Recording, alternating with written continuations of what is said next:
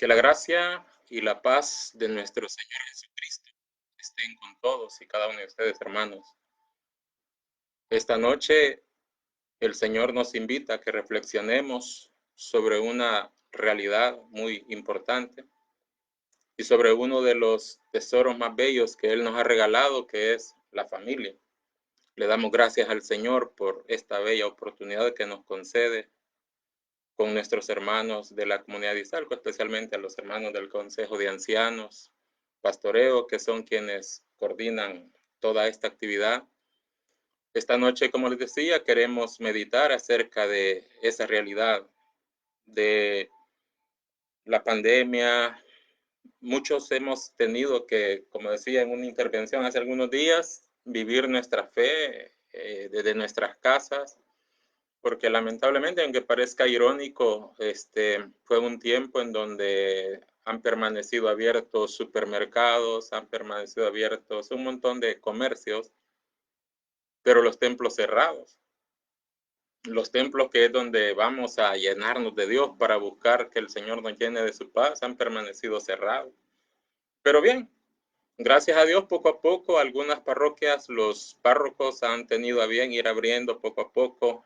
Sé que en Izalco ya están dándose misas los días domingos, lo mismo aquí en nuestra comunidad en Sonzacate, ya se están celebrando algunas misas. Y eso nos alegra porque eso va como bajándole un poquito el miedo a la gente, porque como que mata más rápido el miedo que la misma enfermedad a la que tanto le tememos. A mí se me pidió que platicara acerca de cómo cultivar la fe en la familia. Vamos a hablar un poco, pero me pareció importante hablar de algunas situaciones que no permiten que se cultive como debe ser la fe en la familia. Cuando hablamos de pandemia, que ya ha aparecido también por ahí palabras como plagas, pestes y todo eso. Y tenemos miedo a las plagas, como para salir, como dice, trascorneado, apaleado con la cuestión del coronavirus. Vinieron las tormentas, vino la plaga de langostas que ha estado afectando nuestro país y todo eso preocupa. Pero hay plagas que deberían preocuparnos más porque son plagas que están acabando con nuestra dignidad como individuos y como familias. Por eso esta noche vamos a hablar de eso, de algunas plagas que están dañando a la familia, para que nos pongamos en alerta y con la ayuda del Señor, con el discernimiento y la sabiduría que Él nos dé, superar y así poder hacer más fácil la tarea de cultivar la fe en la familia. Cuando leemos en el Salmo 128, dice algo muy precioso. Dice, dichoso el que respeta al Señor y sigue sus caminos. Comerás del trabajo de tus manos. Dichoso tú, que te irá bien. Tu mujer como una vid fecunda en la intimidad de tu casa. Tus hijos como brotes de olivo en torno a tu mesa. Así bendecirá el Dios fiel al varón que respeta al Señor. Que el Señor te bendiga desde Sión. Disfruta del bienestar de Jerusalén todos los días de tu vida. Goza de los hijos de tus hijos. Paz a Israel. Palabra de Dios, te alabamos, Señor. Hay una película española de hace algunos años, ¿verdad?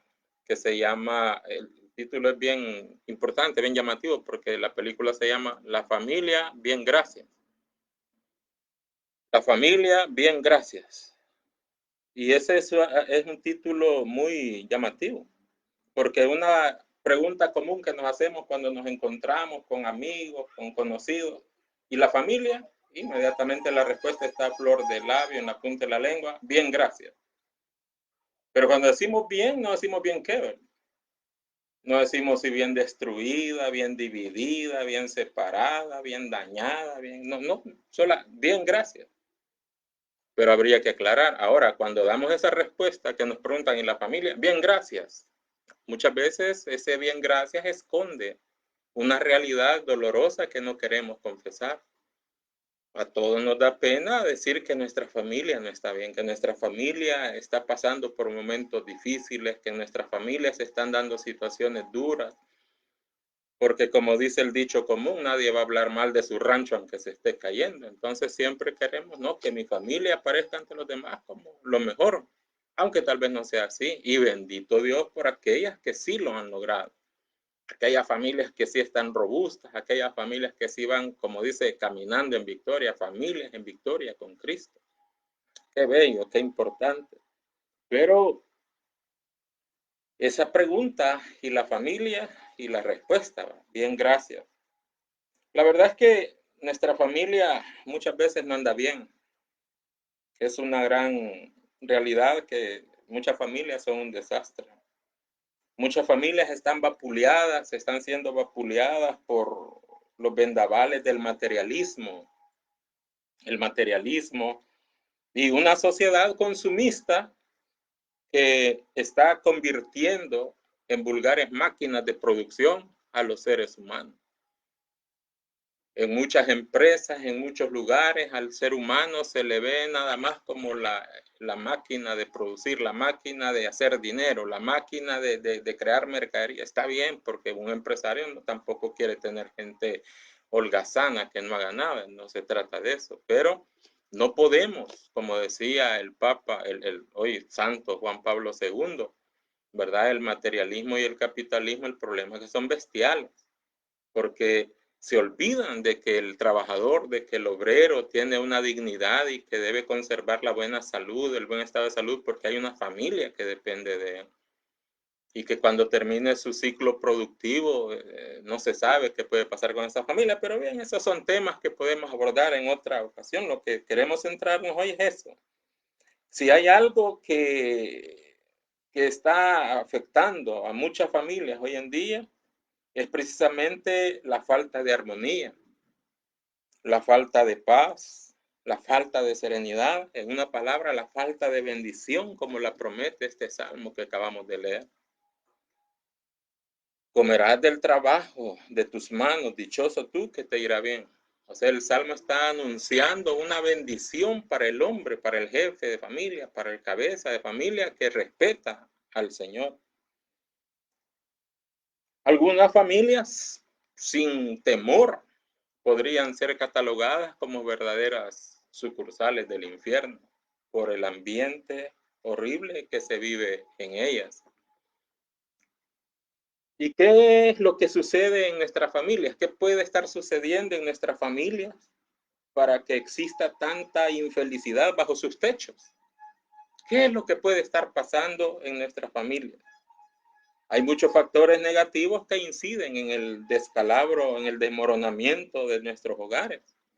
Son como plagas maléficas que están destruyendo uno de los tesoros más bellos que el Señor nos ha regalado, que es la familia. Nosotros, los cristianos, nos acostumbramos a considerar, a valorar la familia así como un tesoro de los más bellos que el Señor nos ha regalado. Pues bien, vamos a hablar de qué es lo que está fallando, qué es lo que está pasando bajo el techo de nuestras familias para que de repente aparezca la infelicidad, la falta de gracia, la falta de bendición. Una primera plaga que podemos mencionar es el egoísmo. ¿Y quién es el egoísta? El egoísta es aquel que nunca piensa en el bien de los demás, solo piensa en su propio bienestar. Un egoísta es aquel que quiere ser el centro de atención en todo, que todos estén pendientes de él, que todos estén atentos a él, que todos le sirvan a él, que todos le hagan todo a él. Ese es el egoísta. Al egoísta no le importa cómo se siente usted, cómo se siente el otro. Él lo que quiere es ser satisfecho él.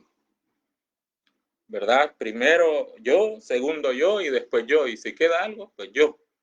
Ese es el egoísta.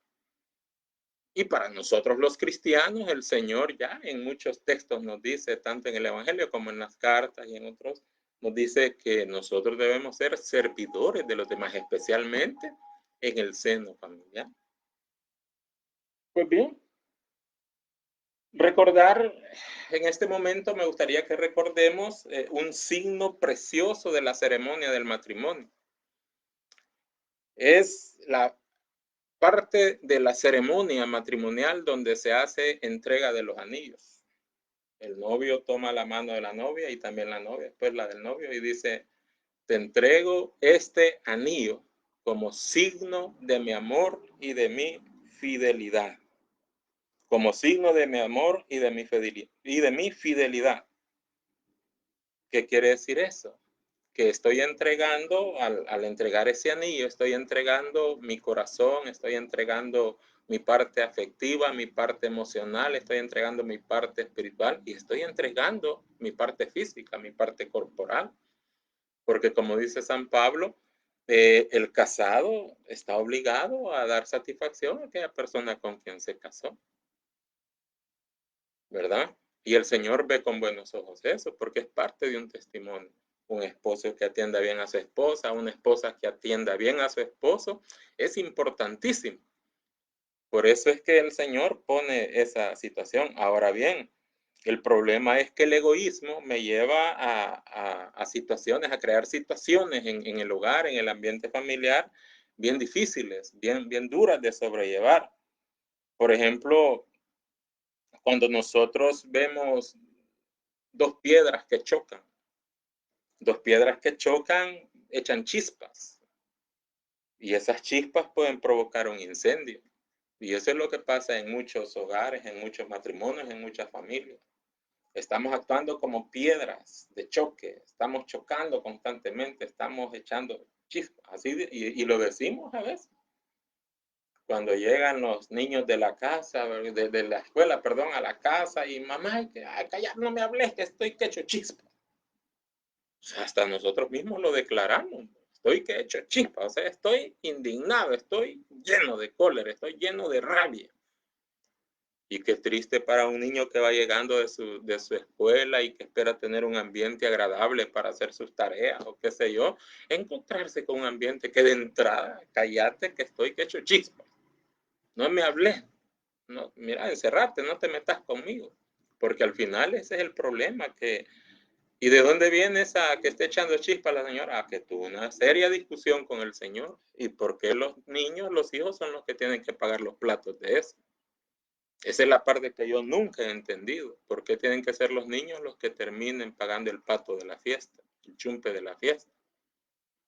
Si yo soy el que tengo la ira, si yo el que tengo la cólera con el otro, con mi cónyuge, pues los dos tenemos que arreglar eso y tratar de dejar al margen a las criaturas, porque muchas veces ellas ni saben. Pero esa es la situación, porque de repente hay un egoísmo terco, hay un egoísmo difícil, y yo quiero salirme con la mía, y yo quiero que se haga lo que yo digo, yo quiero que se hagan las cosas como yo digo, y si no es así, mejor no se hace nada. Esa tirantez, esa pesadez en el trato es lo que daña de repente a la familia. Y por eso los apóstoles, los escritores sagrados, el caso de San Pedro, por ejemplo, en Primera de Pedro 3, del 8 al 9, él aconseja, veamos qué es lo que dice Primera de Pedro 3, 8, 9. Pedro presenta un programa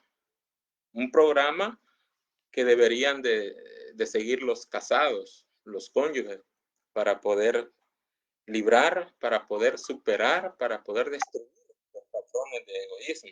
Dice Primera de Pedro 3, 8, 9.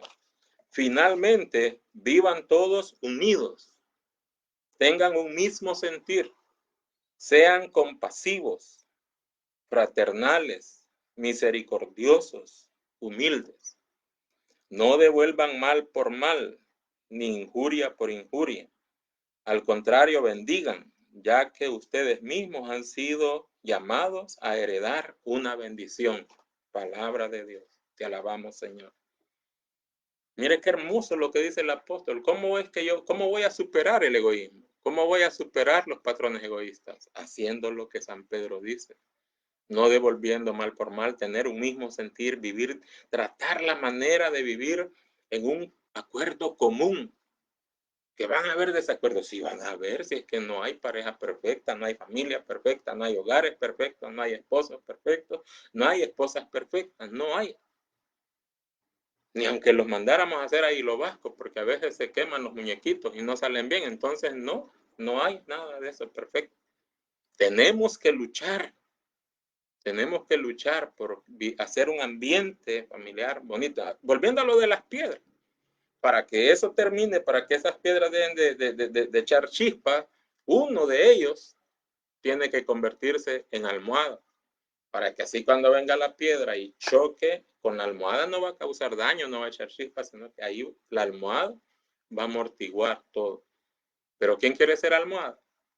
La almohada sabemos que es algo blando, sabemos que es algo frágil, sabemos. ¿Quién quiere ser? No, yo quiero que siempre me tengan como la persona dura, yo quiero que siempre me tengan como la persona severa, como la persona estricta. Estos bichos tienen que aprender que aquí quién es el que manda, quién es el jefe. Así no es la cosa, o no debería ser así.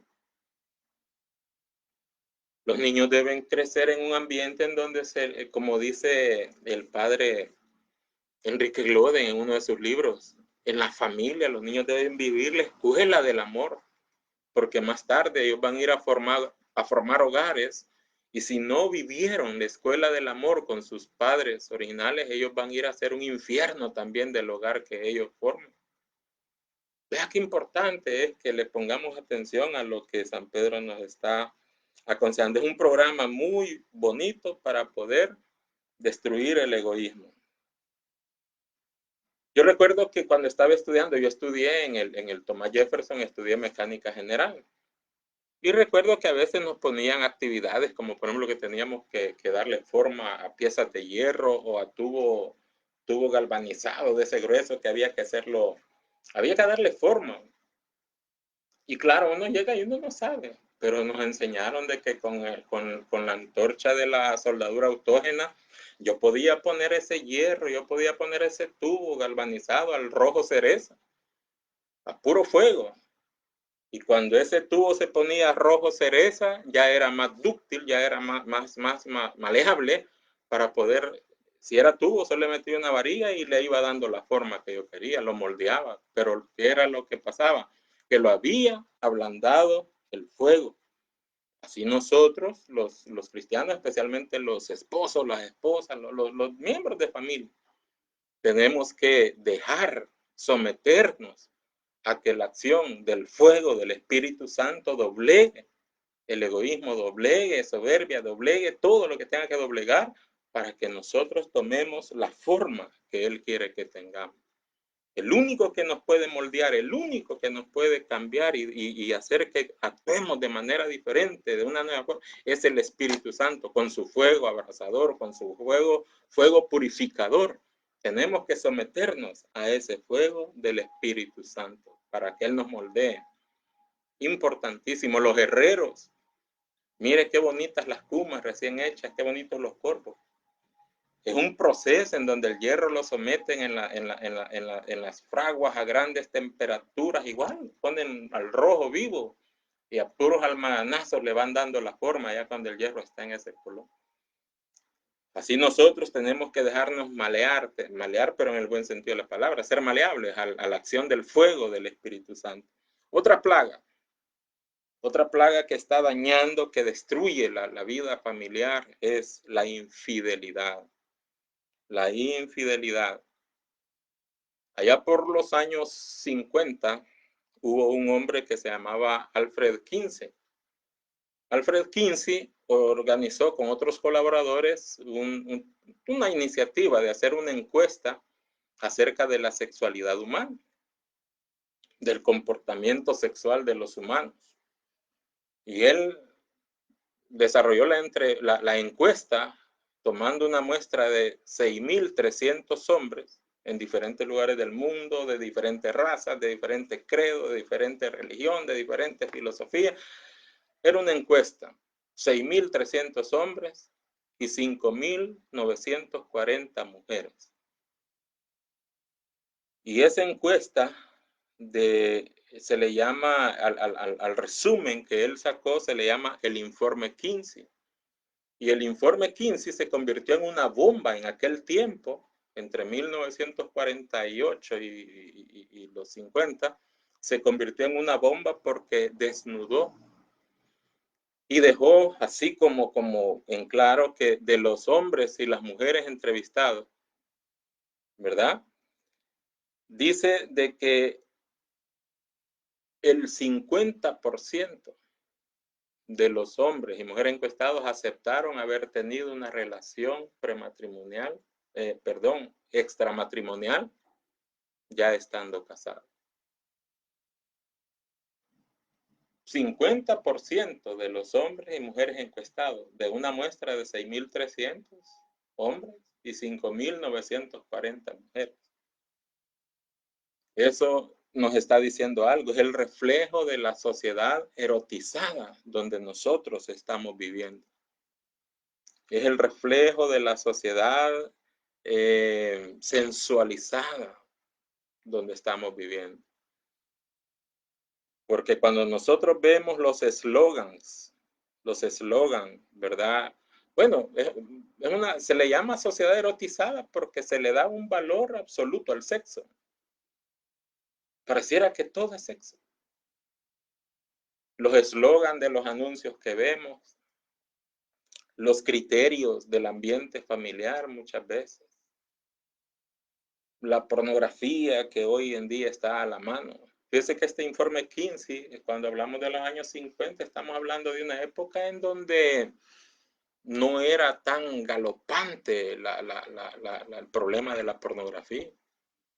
Pero hoy en día, cuando la pornografía la tenemos a la vacía, solo basta mover un dedo sobre un teléfono celular, sobre un ordenador, sobre una tablet. Mire cómo quebraron los cines, porque ya nadie puede sentarse a una butaca de un cine a ver una película pornográfica. Todo lo tenían a la mano, la tecnología dentro de las cosas que de repente no sabemos manejar, tiene ese problema. Y ahí viene la supervisión sabia que con el Señor, con la sabiduría que Él nos dé, tenemos que hacer de lo que hacen nuestros hijos. ¿Dónde están mis hijos cuando yo estoy en la iglesia si no están conmigo? ¿Dónde andan? ¿Qué andan haciendo? ¿Con quién están reunidos? ¿Qué están viendo? Los dejé en la casa, mira que él prefiere quedarse encerrado en su cuarto viendo qué. Esa supervisión, ¿verdad? Ahora bien, dentro de esto sabemos que la pornografía, tenemos también otros, ¿qué le puedo decir? Artilugios, otros problemas que están empujando a los matrimonios a la infidelidad. Tenemos, por ejemplo, cómo cambió la práctica, no la práctica, sino la promoción de la prostitución. ¿Verdad? Antes éramos más limitados en el léxico para referirnos a esas cosas. Prostitución, prostitución. ¿Verdad? A lo más que llegamos al trabajo más antiguo del mundo, pero hoy se habla de escorts, se habla de chicas prepago, se habla de canes, de damas de compañía, se lee un montón. Pero en resumidas cuentas, ¿qué es? Prostituta, prostitución. Salas de masaje con final feliz, salas de belleza, donde la fachada es que le cortan el pelo, pero siempre le están ofreciendo más allá por un poco más de dinero. Esa es la realidad de la sociedad en la que se está viviendo. Entonces empuja a esta sociedad, tremenda empuja a los matrimonios, a la infidelidad. Por eso bueno, y hay psicólogos que cuando se abordan estos temas pareciera que hasta los recomiendan como un mal necesario, como un mal necesario. Por eso la sabiduría popular, los pueblos sencillos, la gente sencilla de los pueblos, tiene un su dicho, aquí en nuestro país quizás no es muy común, pero un dicho que dice, el diablo hace la olla, pero no sabe hacer la tapadera. El diablo hace la olla, pero no sabe hacer la tapadera. Se refiere a que muchas veces pensamos que lo que estoy haciendo está oculto, nadie se da cuenta. Y el Señor dijo, nada que esté oculto quedará sin revelarse. Todo, tarde o temprano, se llega a descubrir, se llega a saber. No hay nada oculto en la tierra. Todo, tarde o temprano, llega a saberse.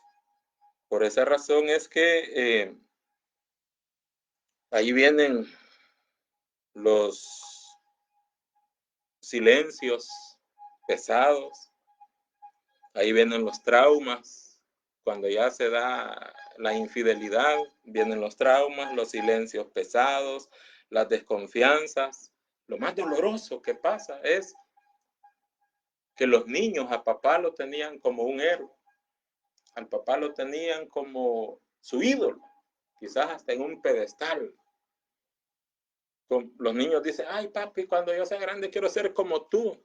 Y de repente al niño con estas situaciones se le desmorona el ídolo, porque tenía pies de barro.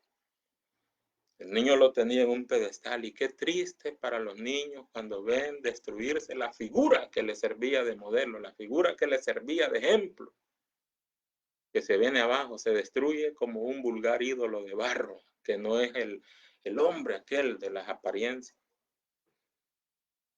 ¿Con qué solvencia este hombre le puede venir a exigir honradez, honorabilidad, moralidad a esa criatura?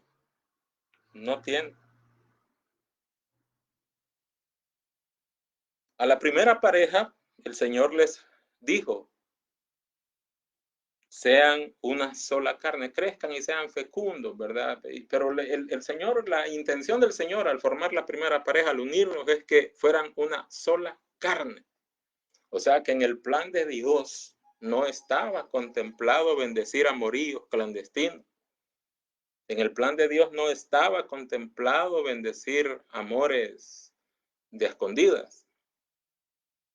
No estaba contemplado en el plan del Señor que yo como esposo tenga sucursales allá en otra casa o llantas de repuesto. No. Una sola carne, y por eso la ceremonia del matrimonio, ¿verdad? Dice, yo te acepto, fulana o fulano de tal, como mi esposo, como mi esposa, y prometo serte fiel en lo próspero, en lo adverso, en la salud, en la enfermedad, amarte y respetarte todos los días de mi vida, o sea, hasta, como dice después, hasta que la muerte nos separe. Vea qué precioso, qué importante es eso. Es posible que algunos matrimonios estén pasando por la plaga, por la situación del adulterio, y creen que ya no hay remedio, que ya se perdió toda esperanza. Acuérdese de Jairo, aquel hombre militar, aquel hombre capitán, que era de un batallón, que llegó donde el Señor Jesús a decirle, a implorarle por su hija que estaba enferma, que la sanara. Y hablando está Jairo con el Señor cuando llegan los sirvientes y le dicen, ya, ¿para qué molestas al Señor? Ya, no lo molestes, tu hija ya está muerta. ¿Se imagina cómo en aquel momento se habrá sentido aquel hombre? A punto de perder la esperanza, pero oiga al Señor que le dice, no te preocupes, tu hija no ha muerto, tu hija vivirá. Qué bueno que en los momentos más difíciles, en los momentos de la mayor crisis de nuestra familia, de nuestro matrimonio, haya alguien que nos diga, no, no está terminado, todavía hay esperanza, todavía hay esperanza.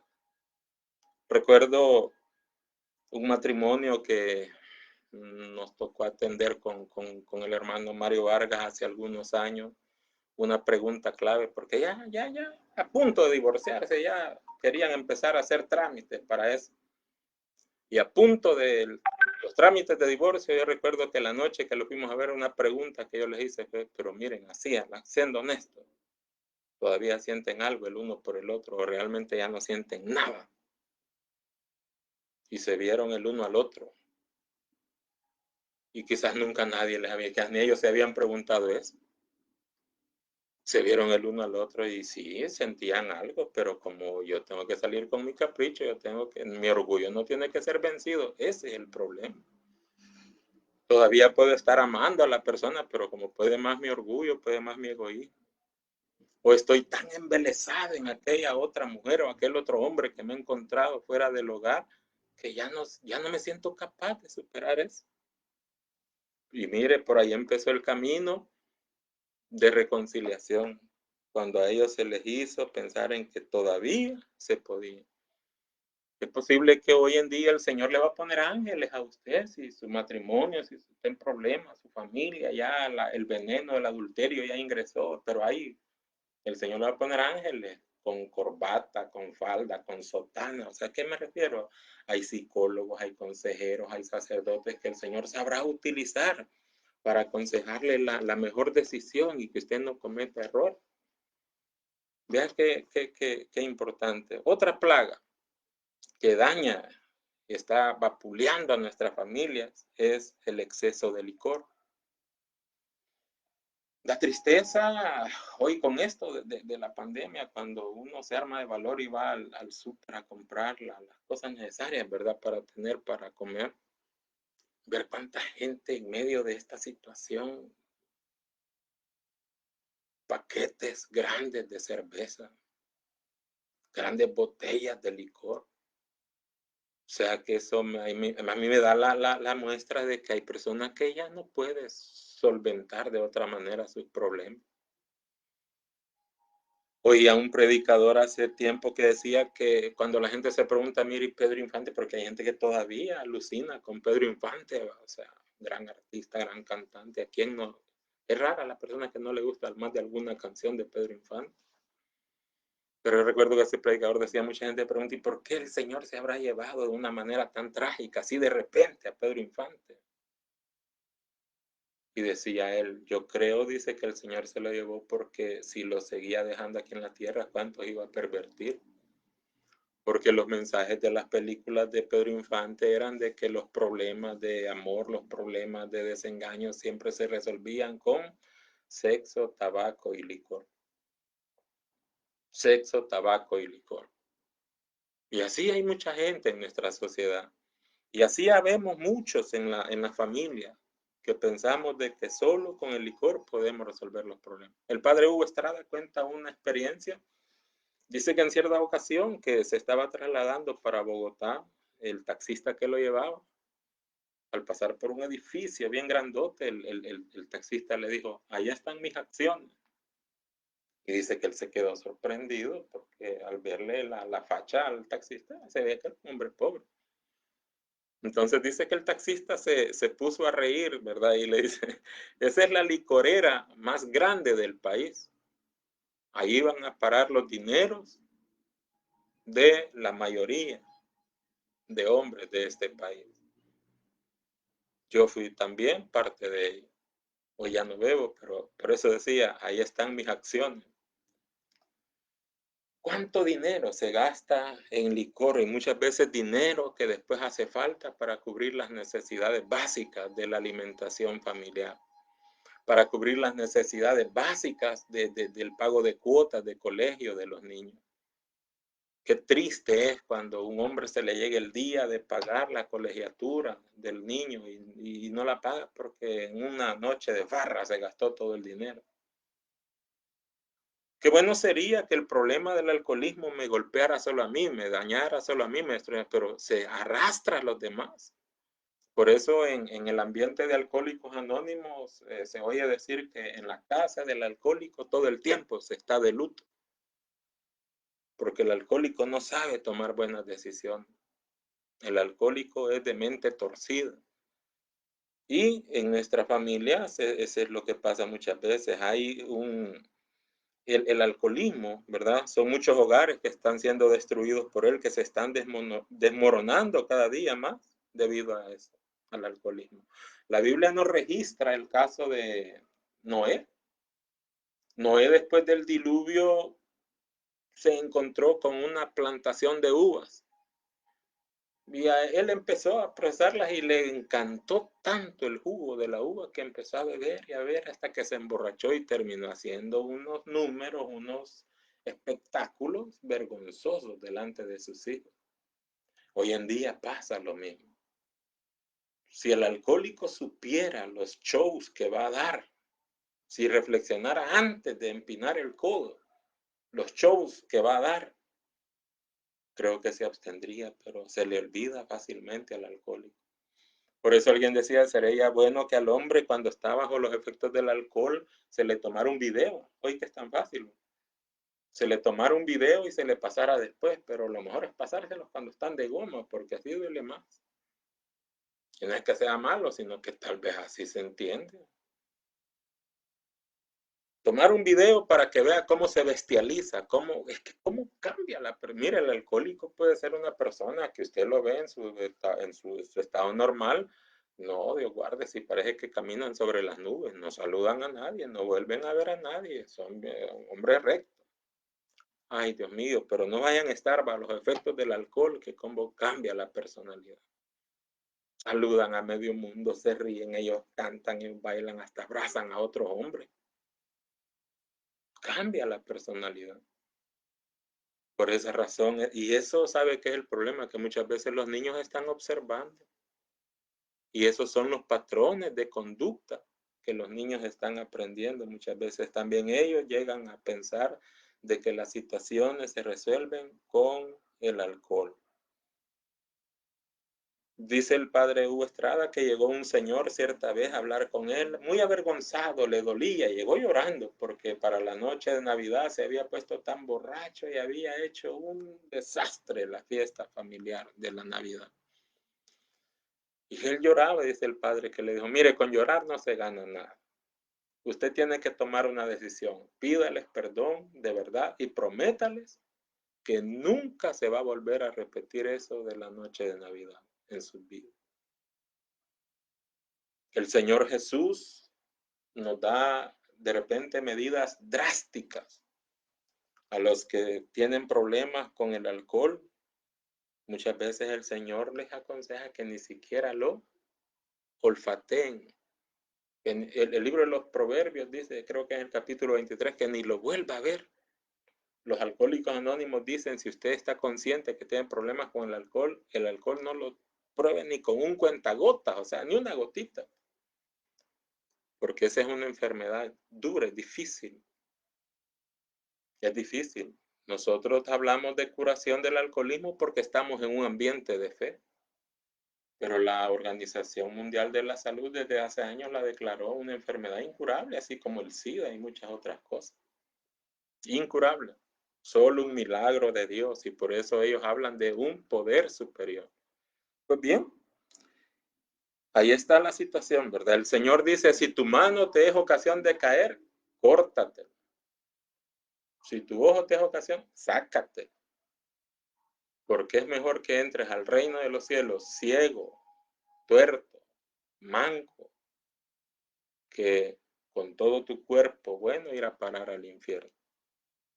Es una vergüenza para la iglesia, para nuestra iglesia, que muchas fiestas patronales terminen en verdaderos escándalos de alcoholismo, en consumos excesivos de licor, de alcohol, y en escándalos vergonzosos.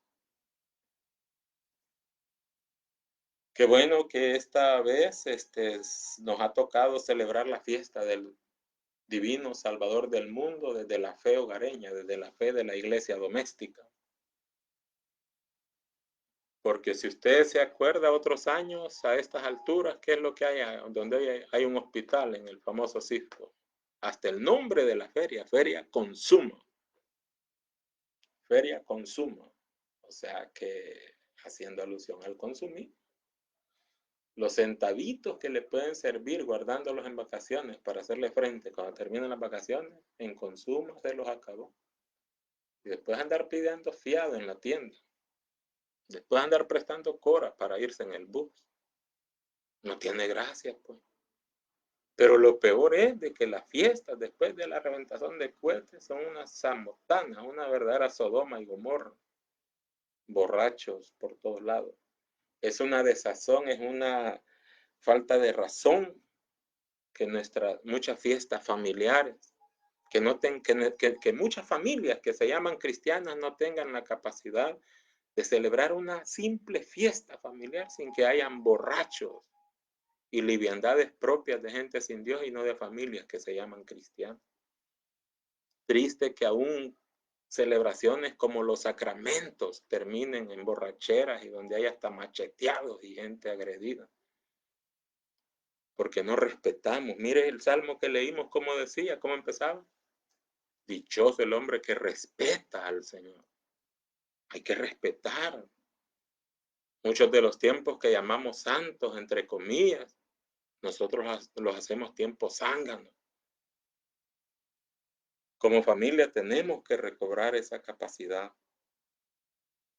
Cuando el Señor llegó a la piscina de Betsaida, aquel paralítico que tenía, ¿cuántos años? 38 años de estar, el Señor le pregunta, y muchos nos hemos a veces atrevido a cuestionar, y el Señor, ¿cómo hace esa pregunta? ¿Quieres sanarte? Sí, precisamente porque quería sanarse, el hombre estaba ahí, pero él estaba más clavado en la superstición que los hacía estar ahí. Y la superstición que manejaba no le permitía ver que el que verdaderamente lo podía curar, sanar, estaba frente a él, junto a él. Pero no, en el fondo no es ese, el fondo es de que cuando el Señor pregunta, ¿quieres sanarte? ¿Por qué? Porque hay gente que está enferma y no se quiere sanar. Hay gente que está enferma por A o por B, por diferentes razones. Hay gente que está enferma que no quiere ser sanada, no se deja sanar. Usted puede pasar años y años orando, pero si la gente no se quiere sanar, no se va a sanar. Al alcohólico habría que preguntarle si verdaderamente quiere sanarse del alcoholismo. Es que cuando usted quiere sanarse y deja que el Espíritu Santo empiece a ser morada en usted como templo de él, usted se va a sanar, usted va a superar eso. Por lo menos se va a convertir en abstemio.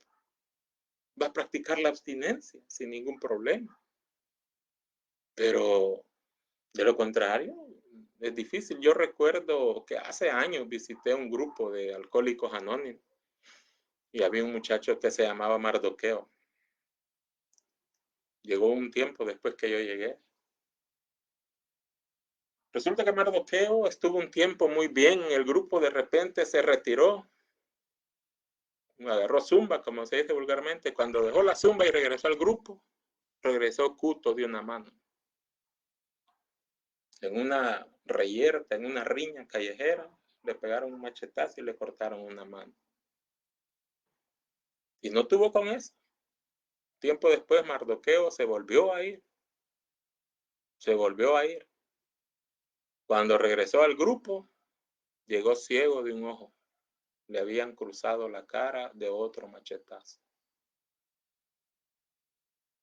Y yo recuerdo que le preguntamos, Mardoqueo, ¿y con esto vas a seguir o vas a hacer siempre así entrar y salir? No sé. No estaba seguro de lo que estaba haciendo. Y por último, Mardoqueo, la última vez que se fue, ya no regresó.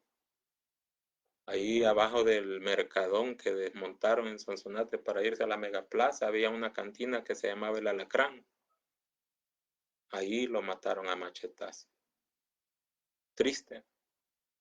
Ese es lo que le espera a una persona que nunca quiere hacer caso, dejar los malos caminos. Pero imagínese si esta persona tiene familia, ¿cómo queda la familia? Vivir el trauma de una muerte vergonzosa para los hijos. Si alguien ama a su familia, va a hacer caso a lo que dice San Pablo en Efesios 5:18. No se emborrachen con vino. El vino lleva a la disolución, al desorden. Emborráchense, embriáguense con el Espíritu Santo. Eso nos aconseja San Pablo. Si alguien, como le decía, ama a su familia, si no quiere convertir a su esposa y a sus hijos en mártires de su alcoholismo, debe llenarse del Espíritu Santo para que el Espíritu le dé la fuerza de lo alto para superar todos esos problemas y rescatar a su familia de toda situación difícil. Otra plaga, ya con esto vamos a ir casi terminando. Otra plaga son la falta de comunicación. La falta de comunicación. Hay una encuesta confiable que realizó cierta empresa en donde en su reporte dice que marido y mujer solo se comunican durante 17 minutos en toda la semana. Al hacer un recuento de los momentos que se pasan juntos. Marido y mujer, decía la encuesta en su reporte, solo se comunican 17 minutos durante la semana.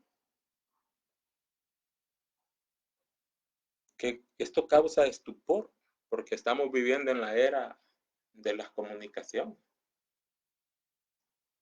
¿Cuántos artilugios tenemos a la mano? Celulares, telefonía celular, telefonía satelital, tenemos internet, tenemos tantas cosas. Redes sociales, Facebook, Messenger, WhatsApp, Telegram. Un montón de cosas que tenemos allá a la mano para comunicar. Y sin embargo es cuando menos nos comunicamos. ¿Por qué? Porque hemos mal entendido. Qué triste es de que a veces yo lo veo aquí en mi familia, en mi hogar, con mi esposa.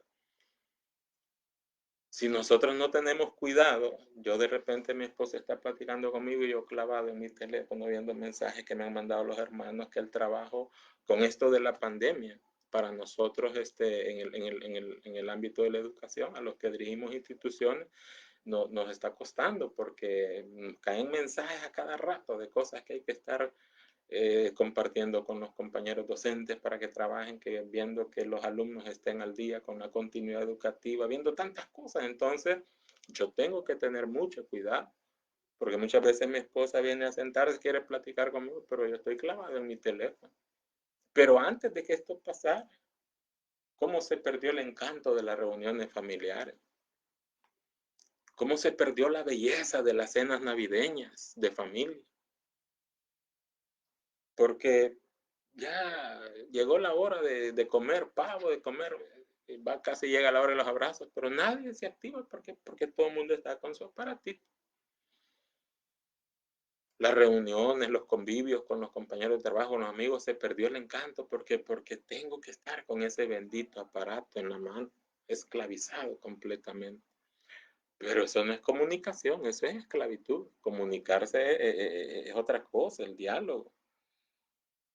Por esa razón tenemos que recordar los que somos casados, los que tenemos ya una familia formada, hacer una vista atrás y recordar cuando éramos novios con nuestra pareja, cuando la visitábamos a su casa, que andábamos en plan de conquista, o que ya éramos novios, que ya se nos había dado permiso en la casa para visitar.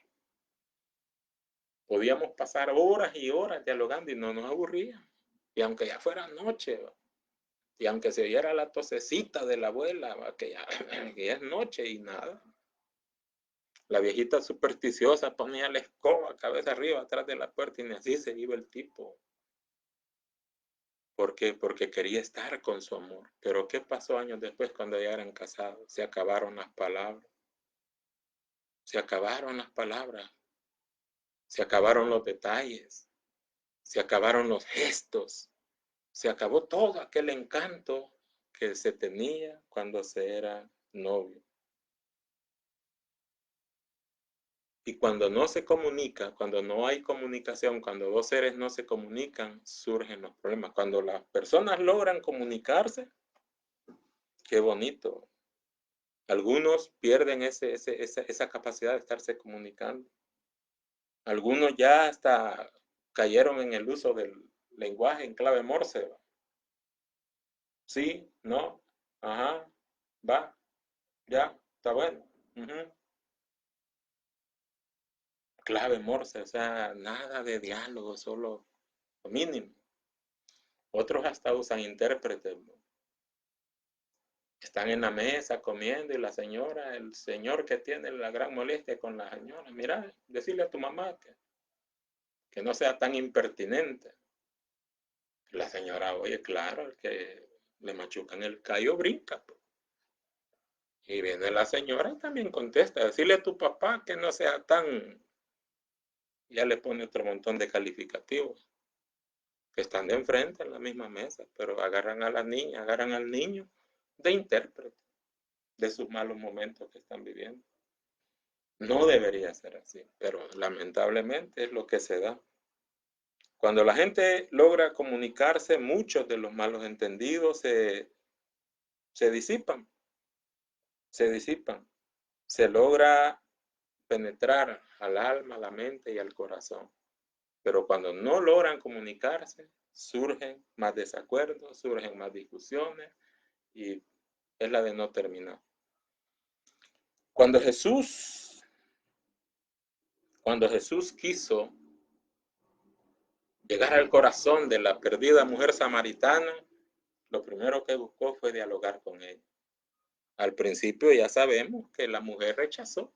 La mujer empezó a quererlo enredar en una discusión ahí de un montón de cosas, pero el Señor con mucha paciencia la fue llevando a que reflexionara hasta que esta mujer logró tener un verdadero diálogo con el Señor.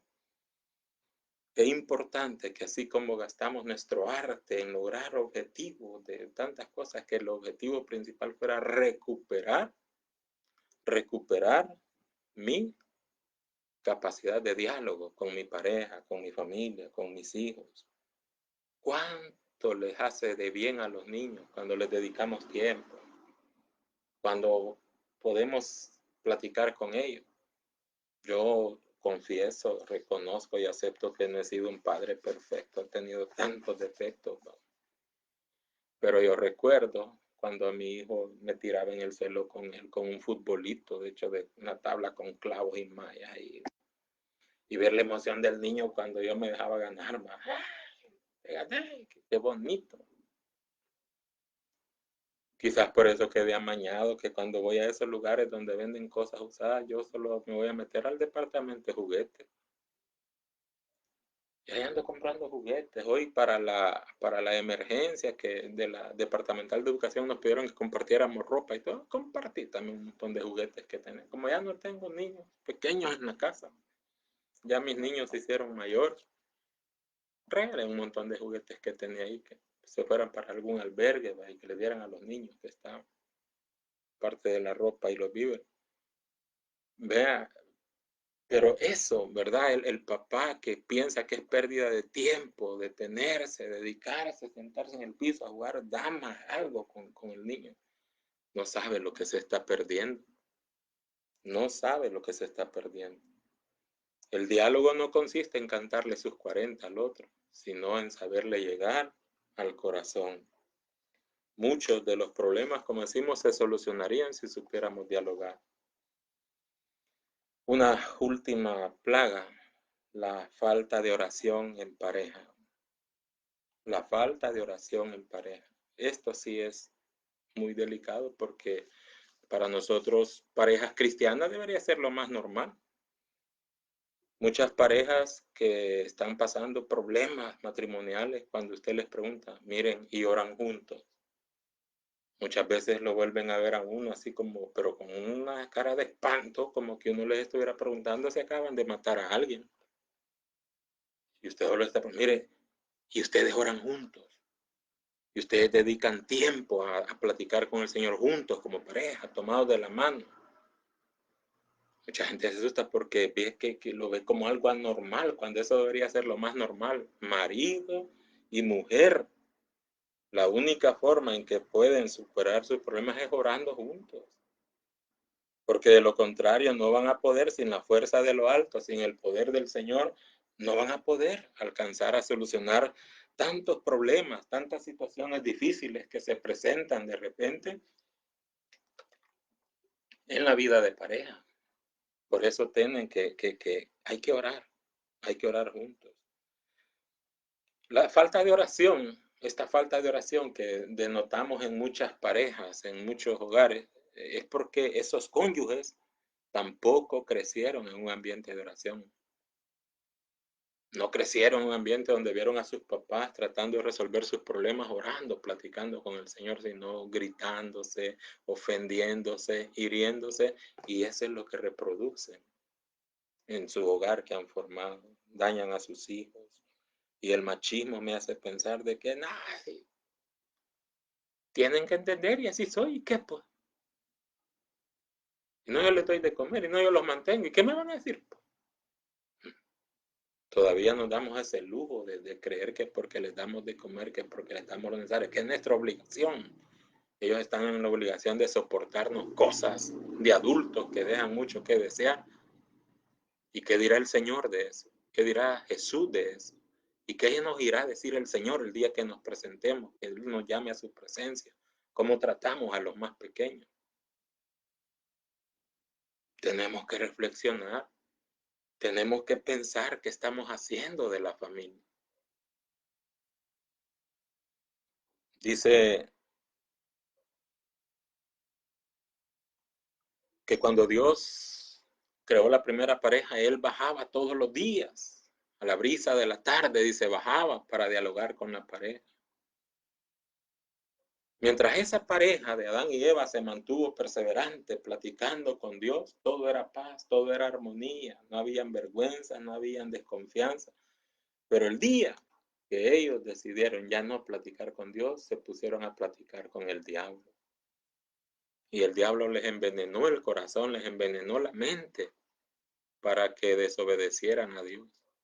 Y vino el descalabro. Y ahí empezó la primera pandemia que podemos conocer.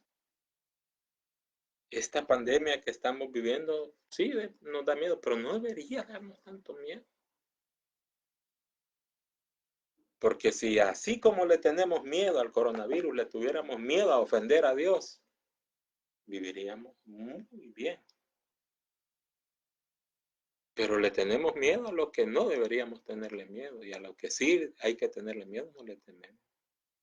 No le tememos al pecado, no le tememos a portarnos mal, a conducirnos como nos da la gana.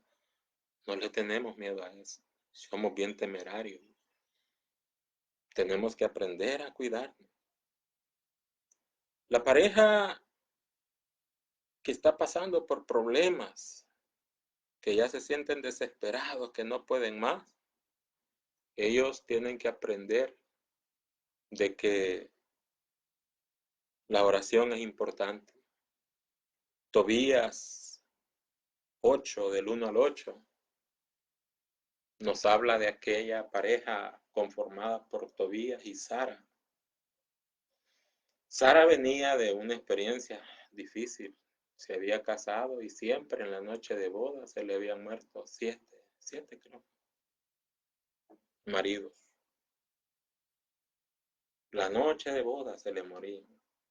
Ya el vecindario solo se refería a ella como la viuda negra, la que mata a los maridos. Y usted ya se imagina el ambiente de vecindario. El día que se casa con Tobías, todo el mundo esperando a ver a qué hora, con el ataúd ya listo. No, ya iba a ir aquí a recoger, pero no, Tobías tenía otro plan. Tobías dice que la noche de bodas lo primero que hizo fue invitar a su esposa Sara a ponerse de rodillas. Y de rodillas enfrentaron esa situación de ese mal espíritu que atormentaba a esa mujer, que hacía que los maridos se le murieran en la noche de boda. Ahí terminó. Qué importante la oración en pareja. Si las familias que están atravesando dificultades fueran capaces de doblar rodillas, yo ya les he contado en muchos testimonios, sanaciones en nuestros hijos, lo que hemos logrado con ellos, las victorias, le puedo llamar así, las dichas que hemos logrado con ellos, es eso, hermanos, pura oración, pura plegaria, puro rogar a Dios.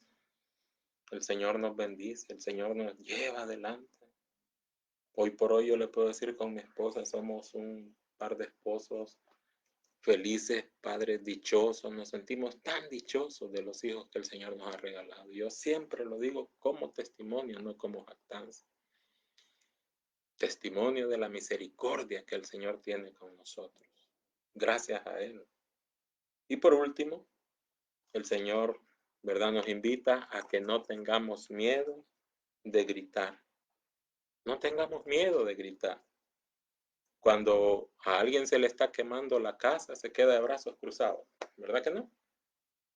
Cuando a alguien se le está quemando la casa, empieza a gritar, a pedir auxilio a sus vecinos, mientras llegan los bomberos. Cuando Pedro se estaba hundiendo en el mar. Inmediatamente él clamó, Señor, sálvame. Fíjate que no dijo, sálvame, Señor, porque no quería que pareciera como una orden. No, Señor, sálvame, un ruego. Poner primero el señorío y después la petición. Señor, sálvame. Inmediatamente Pedro experimentó la firmeza de esa mano fuerte y amorosa del Señor, superando lo embravecido de las olas. Qué bueno sería, hermano, que usted y yo en oración experimentemos esa fuerza de la mano de nuestro Señor ayudándonos a salir de las situaciones difíciles por las que estamos atravesando. Es posible que nuestras familias ya hayan sido alcanzadas, como le digo, por el problema de la infidelidad, por el problema del machismo, por el problema del egoísmo, por todas estas plagas que hemos mencionado, pero hoy es el momento de reconocer delante del Señor que necesitamos y debemos gritarle que nos ayude, que nos socorra. Cuando logramos esto, ¿verdad? Si el hogar no marcha bien, si hay amargura, si hay tristeza, tenemos que acudir al Señor en oración para que nos ayude. No tengamos miedo de gritarle a Dios. Acuérdese aquel ciego que lo querían callar, cállate. Y él más gritaba, Jesús, hijo de David, ten misericordia de mí. No se callaba. Cuando murió Jesús, los discípulos de Emaús creían que ya todo, ellos dicen, se acabó nuestra esperanza. Nosotros creímos, pero ya van 3 días, ¿verdad? Que murió y no pasa nada. Es posible que estemos pasando lo mismo, que nuestra familia, que nuestro hogar, que esté pasando por situaciones difíciles y pensamos que ya no hay esperanza, pensamos que ya terminó todo. No, hermano. Es posible que nuestro matrimonio esté en estado de coma, pero los discípulos de Maús hicieron algo bien importante, le permitieron a un peregrino, igual que ellos, caminar a la par de ellos sin darse cuenta que era Jesús. Cuando Jesús empieza a hablar, le permitieron caminar con ellos y platicar con ellos. Caminaron con él y hablaron con él. Y eso lo llevó a que de repente sintieron que el corazón les volvió a arder, les ardía el corazón.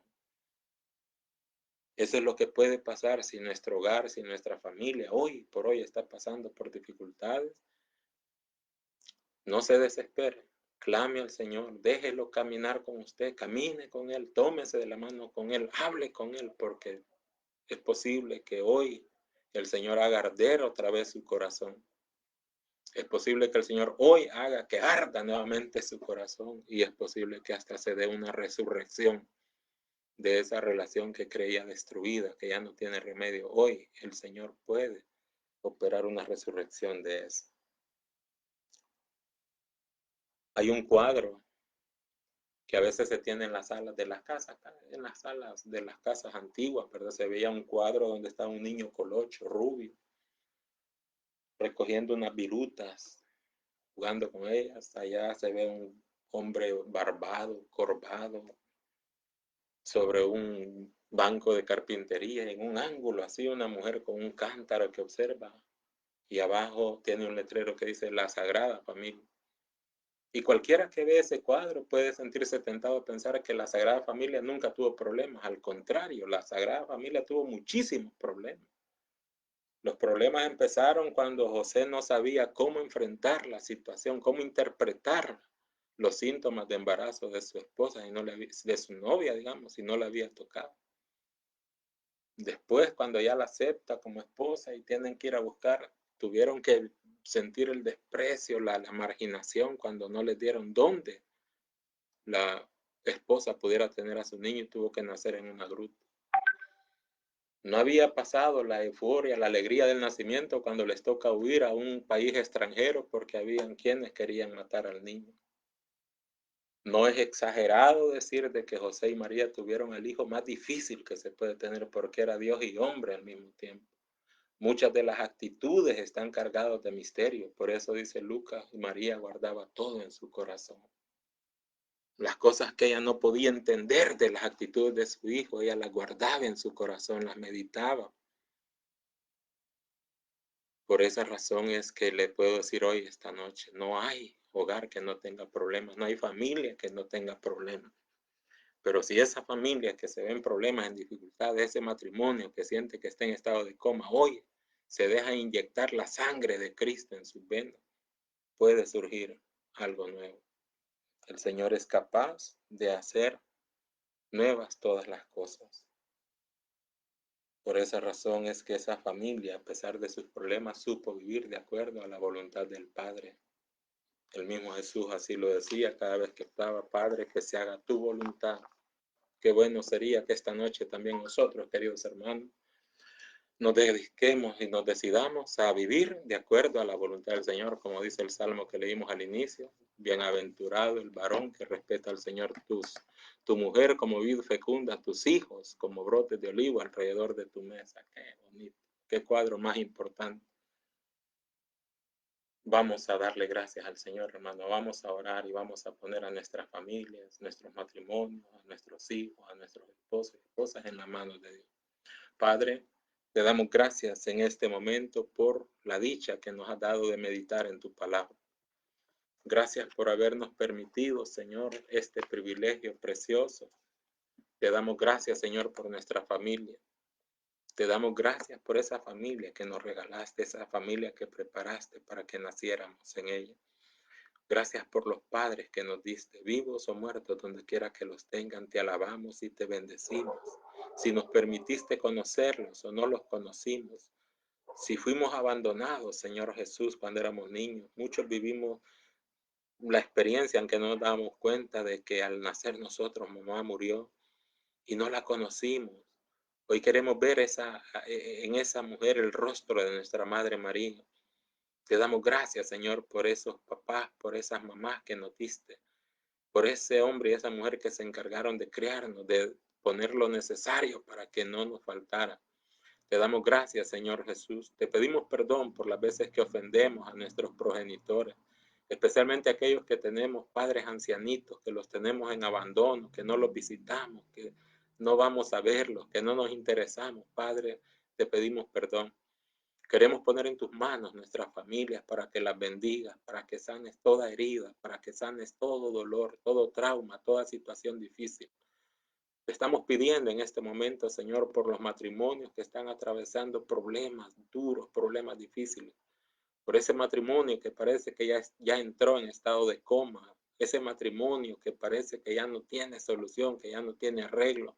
Hoy, Padre, yo quiero pedirte que actúes, que intervengas y rescates, Padre Celestial, todas esas familias, todos esos matrimonios, Señor, que están pasando por problemas difíciles. Alabamos y bendecimos tu nombre, Señor. Glorificamos y ensalzamos tu nombre santo. Gracias. Bendice, Padre Celestial, a nuestros hijos. A los valientes, hazlos, Señor, buenos, buenos en todo el sentido de la palabra. Buenos estudiantes, buenos jóvenes, Padre Celestial. Cúbrelos con tu sangre preciosa, protégelos. Bendice a aquellos matrimonios que están esperando hijos. Bendice a esa hermana que está esperando, Señor, el salir de su estado de gestación y convertirse en madre. Bendice a esa mamá que no puede salir embarazada, que está deseando con todo el corazón un embarazo. Sana su infertilidad, sana esa dificultad, sana de raíz lo que dificulta que ella pueda concebir, Señor. Bendice a la familia, bendice a los matrimonios. Glorifícate, Padre Celestial, con todo tu poder. Bendito y alabado sea. Gracias, Señor. Gracias por tu amor, gracias por tu bondad, gracias por tu misericordia.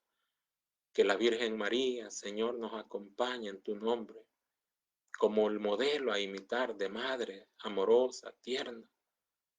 Que la Sagrada Familia sea nuestro modelo a imitar, Señor Jesús, para tener familias sanas, robustas, emocional, espiritualmente, Señor. Gracias. Bendito seas. A ti sea toda la gloria, el poder, el honor, la honra y la alabanza por los siglos de los siglos. Amén.